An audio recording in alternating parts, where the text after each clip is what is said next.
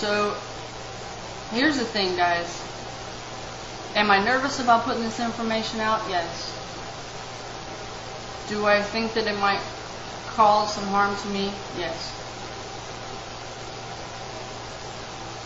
These are one of those situations where you must ask God and pray about it really hard.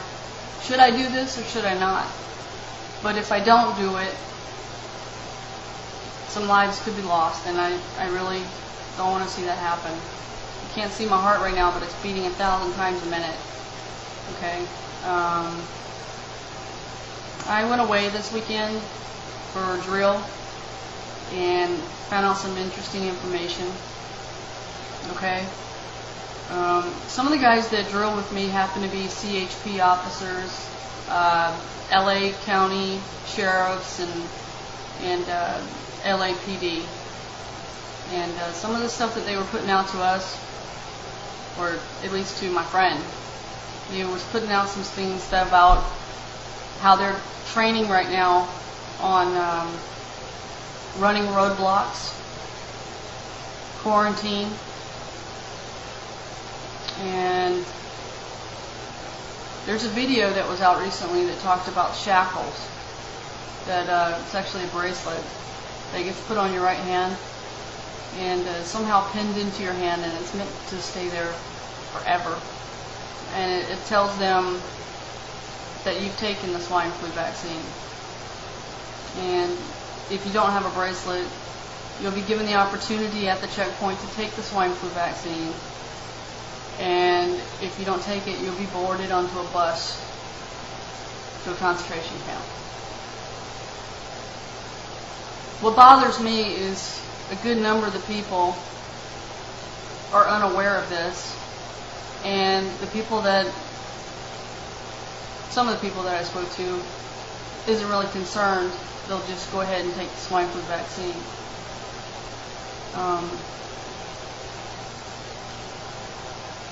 I don't know why the information's not getting out to everybody. Somehow they think that by taking the swine flu vaccine they could avoid going to these camps. They can avoid any harsh penalties. But I'm telling you now, you take the swine flu vaccine, then you have already condemned yourself. I must tell you that one of my sister units that are up there with me, and my friend happened to take pictures of it. And it's got the paperwork that came with it, and it's also got the RFID tracking device. When he photographed both sides of it for you. So I'm going to attach that to this video so that you guys could read through it and see it. Please feel free to take this video and repost it and repost it and repost it. Feel free to ask me for those the pictures that were taken. Give me your email address. I'll send them to you so that you can have them and you can see them. It says very plainly on the paperwork that they're meant to be placed on fence posts, personnel, vehicles, basically to mark you. And these are brand new. And I'll also post a link on the side where you can read up on it as well. This is the part that really shocked me about us receiving these little tiny chips. We're not getting the shackles right away. We're getting these little devices, almost see-through, okay, which contains, well, you'll see it and you'll read it, and it just really bothers me. Now I understand by putting this out I'm breaking protocol, okay. I want you folks to know, just because we wear a United States Army or U.S. Marine or any branch of service, just because we wear that patch doesn't mean we're going to follow an illegal order, okay? There are many of us, many, who took that oath that we swore to when we joined very seriously. Very, very seriously. Now, for those of you that are in the military, remember your oath? What did it say? I swear to uphold and protect the United States Constitution against enemies both foreign and domestic. Okay? By doing this, they're violating our Constitution, and don't think they won't come get your guns, because they will, because they have to do that first. They have to do that first before any of this stuff goes down. Okay? Are you hearing me? Are you listening to me? Please listen to what I'm saying. I'm not full of it. I'm not making this up. I'm not fear-mongering. I'm telling you 100% the truth. Okay? They are going to do this. They are going to do this. Alright?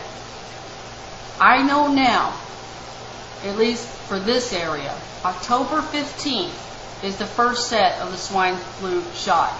And then November 15th is the second set of the swine flu shot. Okay?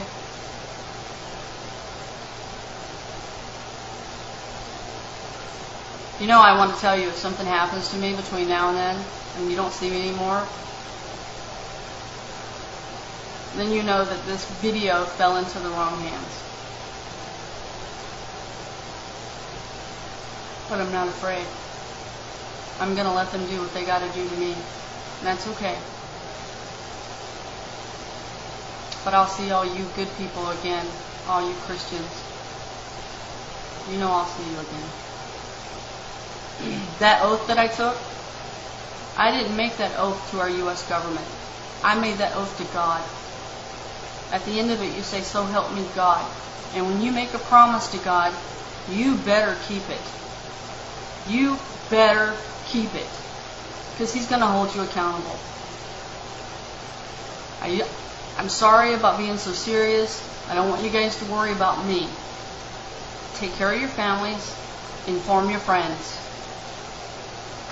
Okay? Standing up and taking action. Just get to a safe place. Alright? That stop the vax thing, they're going to ignore that like they ignore everything else. They must follow through on this agenda. They must follow through on this agenda. It is in their heads. It is in the making. And do it. Okay? God bless you all. May He keep you safe. Take care.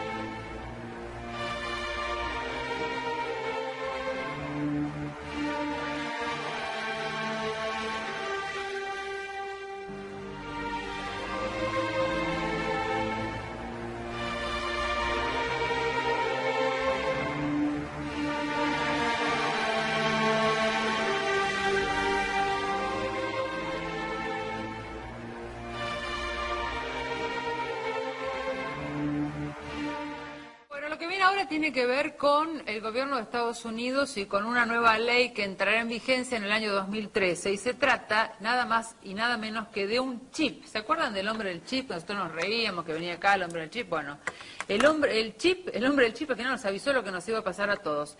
Obama aprobó la implantación de un microchip obligatorio en Estados Unidos que entrará en vigencia en el año 2013. Así que vamos a ver las imágenes que corresponden a lo que va a suceder y mientras tanto yo les voy leyendo la noticia que ya está en todos los portales de Internet. La reforma sanitaria o reforma de salud que fue aprobada por el presidente Barack Obama ha establecido que dentro de unos 3 años la tecnología biométrica será la credencial de identificación para los pacientes que visiten y puedan ser atendidos en un centro de salud. O sea, si un paciente no tiene este microchip, ningún centro de salud de los Estados Unidos lo va a atender. Según informes del gobierno de los Estados Unidos, esta ley entrará en vigor a partir de marzo-abril del año 2003.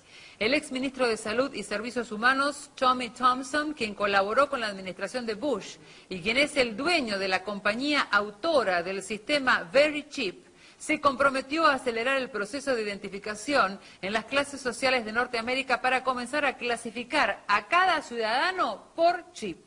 Bueno, las nuevas leyes que indican la implantación del microchip dicen que cada uno de estos chips va a tener, es un centro de información, como si fuera una mini computadora. ¿Qué tipo de datos va a tener este microchip?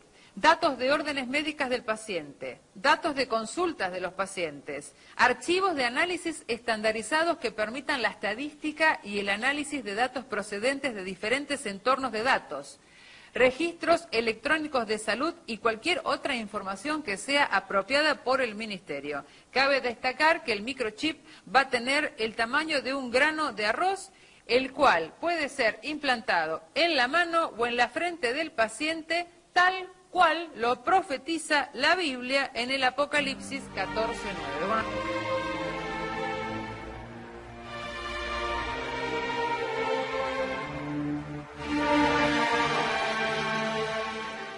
deny it, but what we produced was their own documents.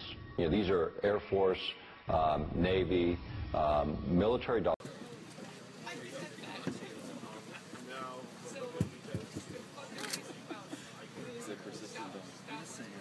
Feel free to really get in there.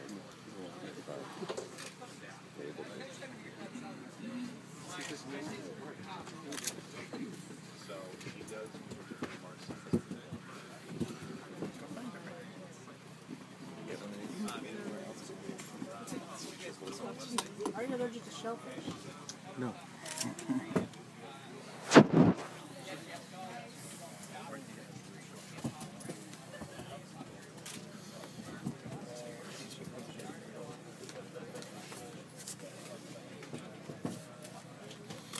Ready?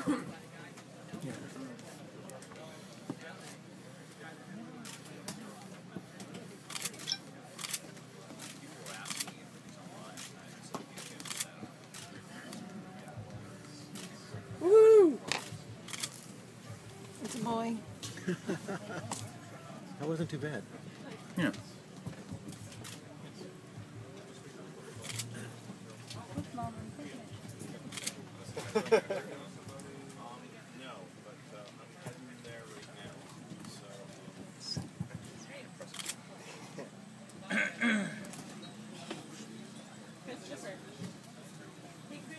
Okay.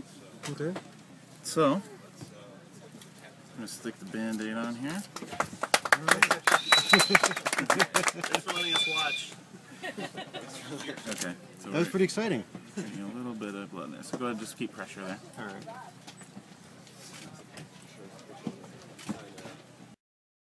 Y vi tronos, y se sentaron sobre ellos los que recibieron facultad de juzgar, y vi las almas de los decapitados por causa del testimonio de Jesús, y por la palabra de Dios, los que no habían adorado a la bestia ni a su imagen, y que no recibieron la marca en sus frentes ni en sus manos, y vivieron y reinaron con Cristo 1000 años. Apocalipsis capítulo 20 versículo 4. ¿Por qué causa fueron decapitados? 1. Por causa del testimonio de Jesús. 2. Por la palabra de Dios.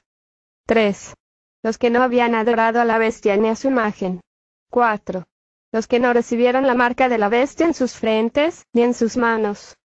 Y vi tronos, y se sentaron sobre ellos los que recibieron facultad de juzgar, y vi las almas de los decapitados por causa del testimonio de Jesús, y por la palabra de Dios, los que no habían adorado a la bestia ni a su imagen, y que no recibieron la marca en sus frentes ni en sus manos, y vivieron y reinaron con Cristo 1000 años. Aquí justamente se revela al autor de la medida de muerte de cortar las cabezas por guillotina. ¿Quién es esa bestia y esa imagen que ordena decapitar a los que no lo adoran? Y se le permitió infundir aliento a la imagen de la bestia, para que la imagen hablase e hiciese matar a todo el que no la adorase. Y hacía que a todos, pequeños y grandes, ricos y pobres, libres y esclavos, se les pusiese una marca en la mano derecha o en la frente, y que ninguno pudiese comprar ni vender, sino el que tuviese la marca o el nombre de la bestia o el número de su nombre. Apocalipsis 13, versículo 15 al 17. La bestia usa el chantaje económico para someter a las personas de no poder comprar ni vender si uno no acepta la marca de su nombre en la mano derecha y en su frente. La palabra de Dios da las características para identificar esa bestia simbólica. Primera característica: persigue a muerte a los cristianos. Y se le permitió hacer guerra contra los santos y vencerlos también. Se le dio autoridad.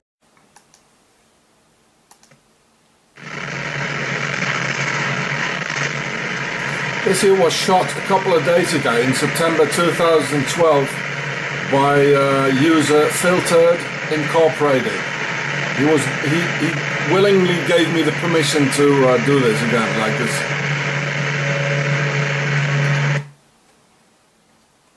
So, what do we see here? Oh man, this is weird, eh?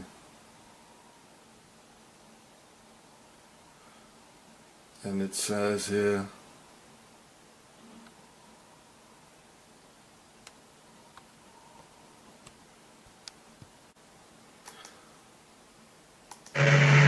what are they up to with all the FEMA coffins?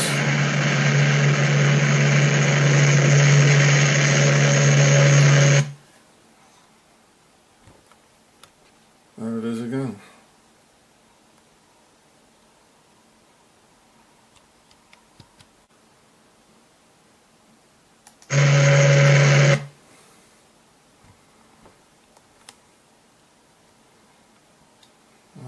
First one is the logo of the US Army, and it says supporting, honoring and remembering. Oh, well.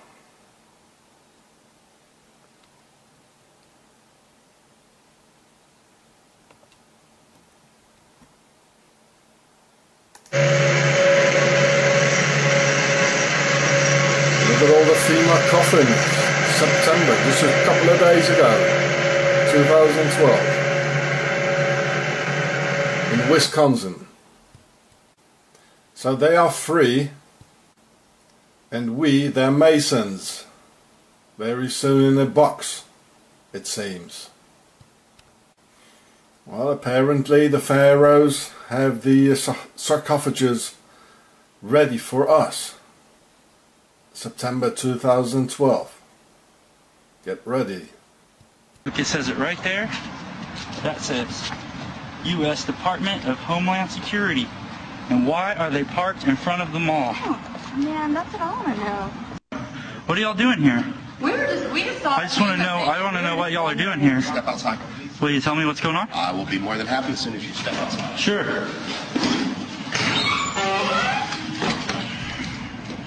Is there a reason you're doing that? We just saw the FEMA cam, and I thought y'all were part of the. Is there some sort of emergency, or what's going on? Been shut down. Or not the mall. This store had already been shut down. But Is there some reason why FEMA's here? in case Ike hits. Ike? In case I've already what? called him. He's not. Dude, you're just a security guard. I'm Yeah. a security guard. Don't tell me Yeah, that. I'm sorry, we're part of an organization that is just making sure everybody understands what's going on these days. I don't understand why y'all are here, though. Well and fine. You still didn't explain why y'all are I'm here. not going to. Okay, just don't step. So back. what kind of operations are going on Right? inside? Have a good night. Just tell me what kind of operations are going on inside. They built the temporary detention center. It was about 780 beds that have really made a difference. We still have a long road ahead of us, but FEMA's going to stick with us, and I know we'll make it. It's a $37 million facility. It was built in Indiana. It was modeled off of a modern facility in Michigan. It originally was designed in the States and brought down here in sections, so we put it together like one big Lego piece. Then people started noticing on the backs of flatback rail cars these little 1- and 2-person mobile concrete jail cells. And those indeed have been manufactured by the tens of thousands and purchased by the federal government and local governments. And they've been stockpiling on county, city, state, and federal land hundreds and hundreds and hundreds per site of these little mobile concrete jail cells. So there certainly is a buildup of that type of equipment.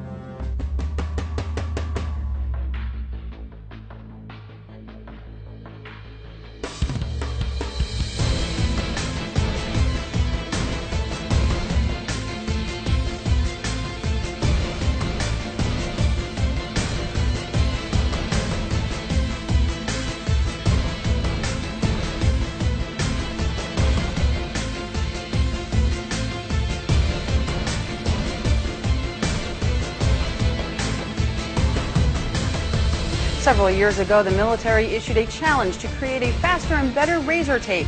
They wanted a barrier that would be at least 50 inches taller than the standard fence and one that could be deployed faster than 30 man-hours. Ulster County-based Cobra Systems is getting ready to ship the first batch of its express razor wire to the U.S. military. The system allows soldiers to lay hundreds of yards of wire from the back of a vehicle in just a few moments. This is more of an action of a country that has gone absolutely berserk, that they feel that they would have to jail their own citizens, that the government would fear its own people so much that they would be talking about detaining people or incarcerating them or vetting them or investigating them or whatever. This whole thing has been turned on its head. So anytime that you can demonstrate the power of government and you want to condition people into a way of thinking or to intimidate them or make them fearful, do actions that are going to put the fear of government and authority in people's hearts, strike that chord and make them shut up. Just when people in this country should be doing exactly the opposite, because I don't even recognize this country anymore. Attention, attention, attention. American forces are here to help. Remain calm. We will not tolerate civil disobedience.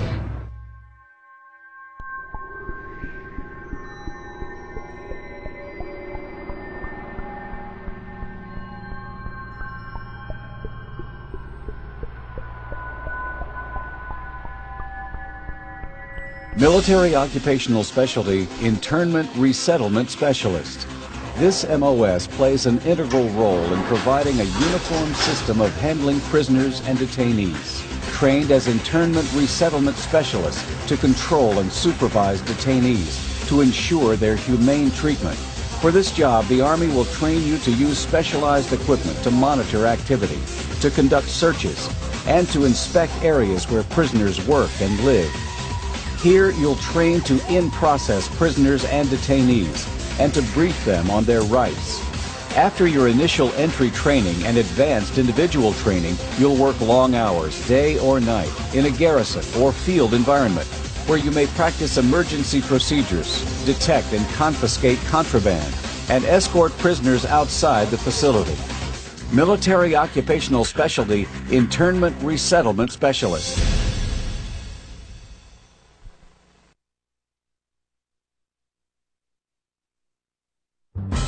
The burden of service has fallen almost exclusively onto the backs of our military. And that's why I won't just ask for your vote as a candidate. I will ask for your service and your active citizenship when I'm President of the United States. Citizenship is not an entitlement program. It comes with responsibilities. A young person joining our military must know that we will only send them into harm's way when we absolutely must. We need to ease the burden on our troops while meeting the challenges of the 21st century. People of all ages, stations, and skills will be asked to serve. Because when it comes to the challenges we face, the American people are not the problem, they are the answer. We cannot continue to rely only on our military in order to achieve the national security objectives that we've set. We've got to have a civilian national security force that's just as powerful, just as strong, just as well funded. Everybody somewhere between the ages of 18 and 25 will serve 3 months of basic training and understanding in a kind of civil defense. That universal sense of service, somewhere between the ages of 18 and 25, will give Americans, once again, a sense of what they are to be American and their contribution to a country and a common experience. We were taught, my brother and I, is that you have an obligation to give back. That's why community service has been such a big part of my life. Our troops need to know that we're making the same commitment to this country that they've made. I love Obama.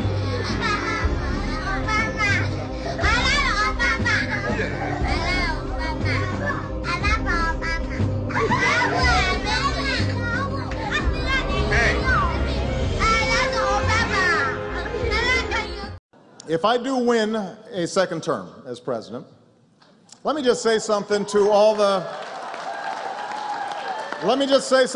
my conspiracy-oriented friends on the right who think I'm planning to unleash some secret agenda. You're absolutely right. So allow me to close with a quick preview of the secret agenda you can expect in a second Obama administration. In my first term, I sang Al Green. In my second term, I'm going with Young Jeezy. Michelle said, yeah. I sing that to her sometime.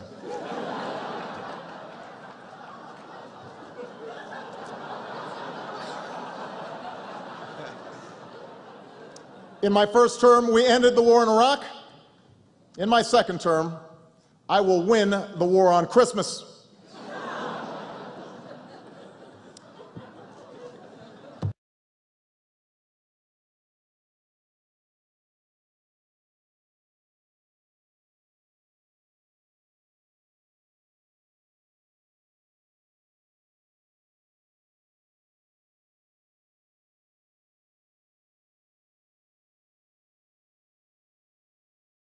En las heridas y sentía como si la vida se me salía del cuerpo.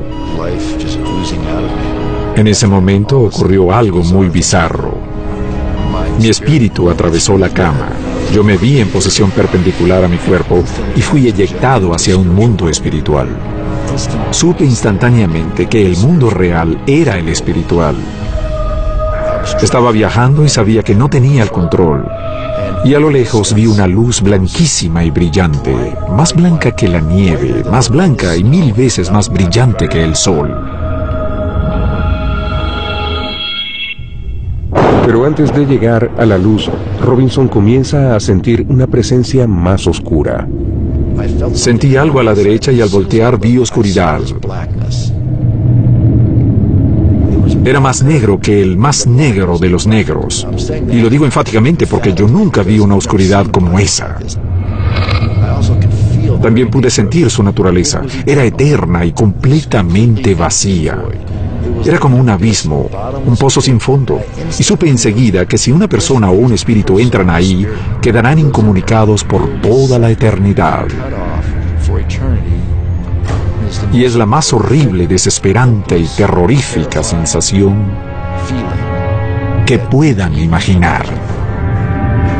El enorme agujero infernal crece hasta estar a punto de tragarlo. Me sentí condenado. Cuando estuve en la oscuridad, sentí lo que se sentiría estar eternamente condenado, encarcelado, y no era negociable, no había marcha atrás. Pero en el último momento le dan a Robinson una segunda oportunidad. Lo vuelven a arrojar a su cuerpo. Cuando recobra la conciencia, está convencido de que ha visto la boca del infierno y de que por poco lo devora. Si hay un infierno, no es solo un lugar, también es una realidad. Es sobrecogedoramente real. Esto es permanente. Esto es definitivo. No se puede desaparecer racionalizándolo. Robinson no está solo. Durante siglos, quienes han creído en un infierno real han dejado registros de visiones similares del inframundo.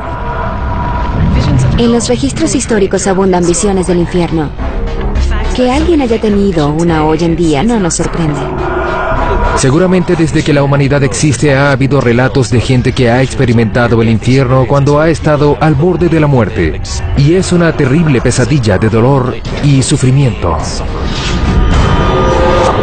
Un monje español del siglo VII afirmaba que unos demonios lo habían llevado a un lago de fuego y que había escapado de este haciendo la señal de la cruz. En el siglo XII era popular la historia de un guerrero irlandés que después de morir había regresado a la vida convencido de haber sufrido los tormentos del infierno. Y en los años 30, una monja polaca llamada Faustina aseguró que un ángel la llevó al infierno y le mostró los 7 tormentos que esperan a los condenados. Todos hablaron de algo parecido mucho antes de que Mickey Robinson tuviera su terrorífica visión.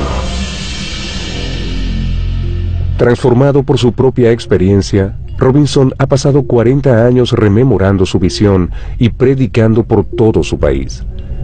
Él cree que fue rescatado del infierno, pero está seguro de que este reino del dolor y la maldad nos amenaza constantemente.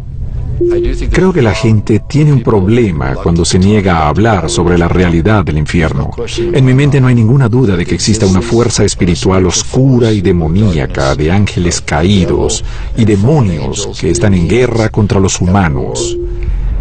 Creo que el infierno es un lugar real. One of the gods of metal, a founding member of Metallica and the founder and frontman for Megadeth. He says he has no doubt about the devil.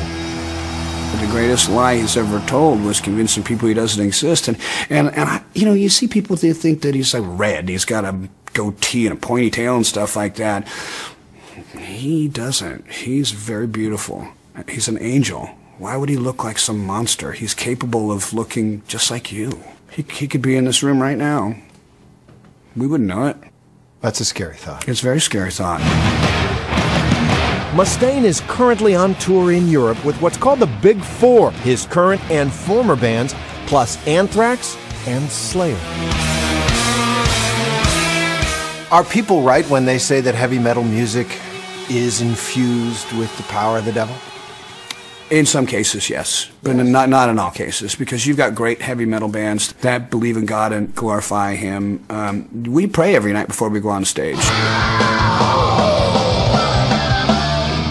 That sounds great. For a 50-year-old, You happy with it? 50-year-old man, it feels pretty damn good. He shows me a chord progression called the tritone, also known as the Devil's Interval. The Devil's Tritone is made up of these 3 notes, and this note right here drops down 1. So it goes. So listen to the difference. It just sounds evil, doesn't it? It sounds darker. Which is why the progression is used so frequently in death metal. Mustaine says he is a Christian now, but wasn't always. My mom was a Jehovah's Witness. I was brought up as a witness, and I revolted into the witchcraft because I hate. Y el que era y ha de venir, el Todopoderoso, y el que vivo y estuve muerto, mas he aquí que vivo por los siglos de los siglos. Amén. Aunque Satanás es un enemigo derrotado, Dios le ha dado permiso para gobernar sobre el sistema de este mundo, el cual está totalmente corrompido. El propósito de Satanás es cegar los corazones y las mentes de las personas para que no acepten el Evangelio. Millones de personas están engañadas. La religión es uno de los medios que usa Satanás para destruir tu alma. Pero Jesucristo vino para salvarte. Satanás ha hecho que multitudes sigan las enseñanzas de Buda, pero Buda está muerto. No tiene ningún poder para salvar porque él fue tan solo un ser humano. Las religiones paganas de la antigüedad adoraban a Astoret, conocida como la Reina del Cielo. En la actualidad, sin saberlo, millones de católicos romanos adoran a esta misma diosa pagana como la Virgen María. En su santa palabra, Dios mismo ordena: maldito el hombre que hiciera escultura o imagen de fundición. No te inclinarás a ellas, ni las honrarás. Eso es abominación ante los ojos de Dios. Otra obra maestra de Satanás es el islamismo. La historia prueba que Alá era simplemente un antiguo dios de la luna en el Medio Oriente. Mahoma fue condenado al infierno cuando rechazó a Jesucristo como su Señor y Salvador. El diablo le ha provisto a la humanidad millones de dioses falsos para que los adoren.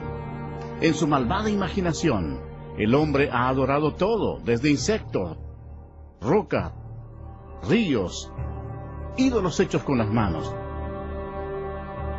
y aún a Satanás mismo. Para ser un discípulo de Jesús, tienes que rechazar todos tus dioses falsos y seguirlos solo a Él. El lago de fuego es el destino final para todos los que han rechazado al Señor Jesucristo como su Salvador personal. Para ellos es demasiado tarde. Pero, ¿qué decidirás tú? La palabra de Dios dice: y vi un gran trono blanco, y al que estaba sentado en él, de delante del cual huyeron la tierra y el cielo, y ningún lugar se encontró para ellos. Y el mar entregó los muertos que había en él. Y la muerte y el Hades entregaron los muertos que había en ellos. Y vi a los muertos, grandes y pequeños, de pie ante Dios. Y los libros fueron abiertos. Y otro libro fue abierto, el cual es el libro de la vida. Y fueron juzgados los muertos por las cosas que estaban escritas en los libros, según sus obras. De toda palabra ociosa que hablen los hombres, de ella darán cuenta en el día del juicio. Cuando haya terminado, Dios pedirá a un ángel que abra el libro de la vida para ver si el nombre de la persona se encuentra allí.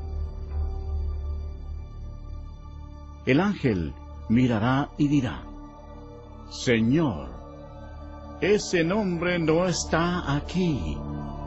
Y Dios dirá: apartaos de mí, malditos, al fuego eterno preparado para el diablo y sus ángeles.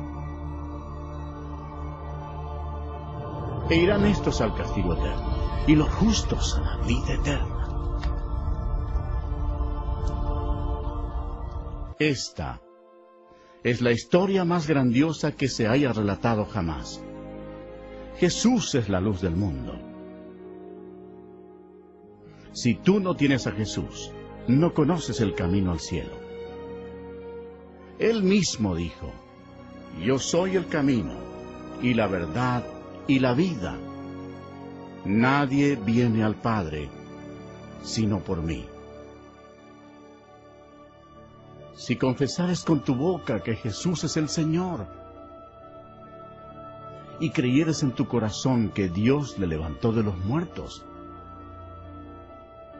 serás salvo. Observen detenidamente y vean los millones y millones que murieron en sus pecados. Jesús amó a la gente de tal manera que dejó los cielos para advertirles del infierno y del juicio. Él derramó su sangre preciosa, la sangre de Dios, para limpiar los pecados de ellos. Murió y resucitó de los muertos. Pero ninguno de ellos creyó en Él. Ninguno recibió a Jesús como su Señor y Salvador. En lugar de elegir la vida, eligieron la muerte. Por tanto, Jesús, como Dios Todopoderoso y Juez último, tenía que enviarlos allí, a su segunda muerte, en el nombre de Dios, antes que sea demasiado tarde, antes de morir.